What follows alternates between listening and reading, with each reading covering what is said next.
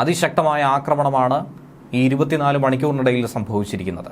ലെബനിലെ Hezbollah കേന്ദ്രങ്ങൾക്ക് നേരെയാണ് ആക്രമണം ശക്തമാക്കിയതായി ഇസ്രയേൽ സൈന്യം ഇപ്പോൾ വ്യക്തമാക്കുന്നത്. ഇസ്രയേൽ സൈന്യം എന്തുകൊണ്ടിങ്ങനെ ആക്രമണം നടത്തി എന്ന് ചോദിച്ചു കഴിഞ്ഞാൽ, പ്രധാന ഇസ്രയേലി സൈനിക കേന്ദ്രങ്ങളെ ലക്ഷ്യമിട്ടുകൊണ്ട് ഒട്ടനവധി കത്യൂഷ റോക്കറ്റുകളാണ് ഇറാൻ പിന്തുണയുള്ള ഹിസ്ബുള്ള വിക്ഷേപിച്ചതായി അവർ തന്നെ പ്രസ്താവനയിൽ വ്യക്തമാക്കുന്നത്.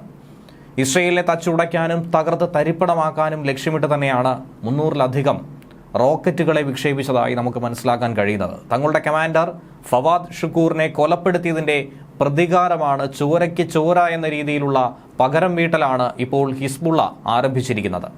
ആക്രമണത്തിന്റെ ആദ്യഘട്ടത്തിൽ 320ഓളം റോക്കറ്റുകളാണ് ഹിസ്ബുള്ള തൊടുത്തുവിട്ടതായി റിപ്പോർട്ട് ലഭിക്കുന്നത്. ലെബനന്റെ ഭീഷണിക്ക് മറുപടിയായിട്ടാണ് ഇസ്രായേൽ സൈന്യം പ്രത്യാക്രമണം തിരിച്ചൊരാക്രമണത്തിലേക്ക് കടന്നിരിക്കുന്നത്. ഹിസ്ബുള്ളയുടെ തയ്യാറെടുപ്പുകളൊക്കെ തന്നെ ഇസ്രായേൽ സൈന്യം മനസ്സിലാക്കി ഇന്ന് പുലർച്ചെയാണ് പ്രത്യാക്രമണം പ്രഖ്യാപിച്ചത്. സ്വയം പ്രതിരോധം എന്നതിൻ്റെ ഭാഗമായി തന്നെയാണ് ഈ ആക്രമണമെന്ന് ഇസ്രായേൽ സൈന്യം പറയുന്നുണ്ട്. പക്ഷേ വലിയ രീതിയിലുള്ള തിരിച്ചടി നടത്തി കഴിഞ്ഞാൽ ഇത് വലിയ ഭീകരാന്തരീക്ഷം സൃഷ്ടിക്കുമെന്ന കാര്യത്തിൽ സംശയമൊന്നും തന്നെയില്ല.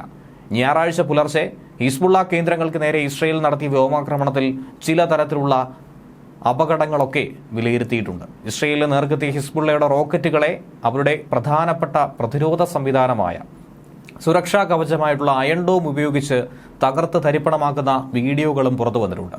ഇസ്രയേലിന് നേർക്ക് മിസൈലുകളും റോക്കറ്റുകളും തൊടുത്തുകൊണ്ടുള്ള വലിയൊരു ആക്രമണം നടത്താനാണ് ഹിസ്ബുള്ള തയ്യാറെടുത്തുകൊണ്ടിരിക്കുന്നത്.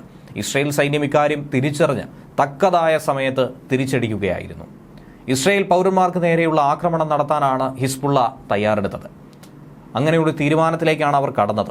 ഇസ്രയേലിലേക്ക് അതിൻ്റെ ഭാഗമായി 150-ലധികം റോക്കറ്റുകൾ ലെബനിൽ നിന്നും അയച്ചിട്ടുണ്ട് എന്നാണ് ഇസ്രയേൽ സൈന്യം പറഞ്ഞത്. 11 ഇസ്രയേൽ സൈനിക ആസ്ഥാനങ്ങൾക്കും ബാരക്കുകൾക്കും നേരെയാണ് 320ഓളം കത്യൂഷ റോക്കറ്റുകൾ അയച്ചതായി ഹിസ്ബുള്ളയും അവകാശപ്പെടുന്നത്.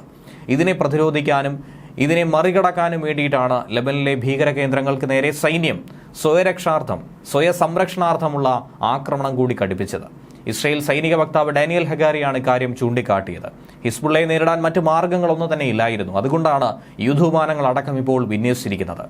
വടക്കൻ മധ്യ ഇസ്രയേലിനെ ലക്ഷ്യമിട്ടാണ് ദക്ഷിണ ലെബനിലെ ആയിരക്കണക്കിന് ഹിസ്ബുള്ള റോക്കറ്റ് ലോഞ്ചറുകൾ തകർത്തിരിക്കുന്നതെന്നാണ് സൈന്യം പറയുന്നത്. ഈ ആക്രമണത്തിന് ശേഷം ഇസ്രയേലിൽ അതീവ ജാഗ്രത പ്രഖ്യാപിക്കേണ്ട സാഹചര്യം ഉണ്ടായിരിക്കുന്നു. ഇതിനേറെ പറയുന്നു, അടിയന്തരാവസ്ഥയിലൂടെ കടന്നുപോകുന്നു. കഴിഞ്ഞ മാസം ഇസ്രയേൽ ആക്രമണത്തിൽ സൈനിക കമാൻഡർ ഫുവാദ് ഷുക്കൂർ കൊല്ലപ്പെട്ടതിന്റെ പ്രതികാരം ചെയ്യുമെന്ന് ഹിസ്ബുള്ളയും ഇറാനും ഒരുപോലെ തന്നെ പ്രതിജ്ഞ എടുത്തിരുന്നു. തങ്ങൾ പ്രതിജ്ഞാബദ്ധമാണ് ഇതിനുള്ള കണക്ക് ചോദിക്കുമെന്നുള്ളത്. അതുകൊണ്ടാണ് സംഘർഷം ഇത്ര കനത്തിരിക്കുന്നത്. തങ്ങളുടെ കമാൻഡറിനായിട്ടുള്ള ആക്രമണം തങ്ങൾക്ക് നേരെയുള്ള നേരിട്ടുള്ള പ്രകോപനമാണെന്ന് വ്യക്തമാക്കിയാണ് ഹിസ്ബുള്ള ഇസ്രയേലിനെതിരെ യുദ്ധം പ്രഖ്യാപിച്ചത്. മിലിറ്ററി ഓപ്പറേഷനുകൾ പൂർത്തിയാക്കാൻ സമയമെടുക്കുമെന്നും ഹിസ്ബുള്ള തന്നെ പറയുന്നുണ്ട്. ഹിസ്ബുള്ളയുടെ ആക്രമണത്തിന്റെ പശ്ചാത്തലത്തിൽ ഇസ്രയേൽ പ്രധാനമന്ത്രി ബെഞ്ചമിൻ നെതന്യാഹു സുരക്ഷാ ക്യാബിനറ്റ് യോഗം വിളിച്ചു ചേർത്തിട്ടുണ്ട്. പ്രധാനമന്ത്രിയുടെ നിർദ്ദേശമനുസരിച്ച് ഇസ്രയേൽ പ്രതിരോധ മന്ത്രി യോവ് ഗാലന്റ് അടുത്ത 48 മണിക്കൂർ രാജ്യത്തുടനീളം അടിയന്തരാവസ്ഥയും പ്രഖ്യാപിച്ചു കഴിഞ്ഞിട്ടുണ്ട്. അപകട സാധ്യത കൂടി കണക്കിലെടുത്ത് ഇസ്രയേൽ വിമാനങ്ങൾ റദ്ദാക്കുകയും ബീച്ചുകളിൽ വിലക്ക് ഏർപ്പെടുത്തുകയും ഒക്കെ ചെയ്തിട്ടുണ്ട്. മുൻകരുതൽ നടപടി എന്ന നിലയ്ക്കാണ് വിമാനങ്ങൾക്ക് കാലതാമസം നേരിടുന്നതായി അറിയിച്ചിരിക്കുന്നത്. പല വിമാനങ്ങളെയും വഴിതിരിച്ചു വിടുമെന്നും ഇസ്രയേലിലെ ബെൻ ഗൂറിയോൺ അന്താരാഷ്ട്ര വിമാനത്താവളം വ്യക്തമാക്കിയിട്ടുണ്ട്.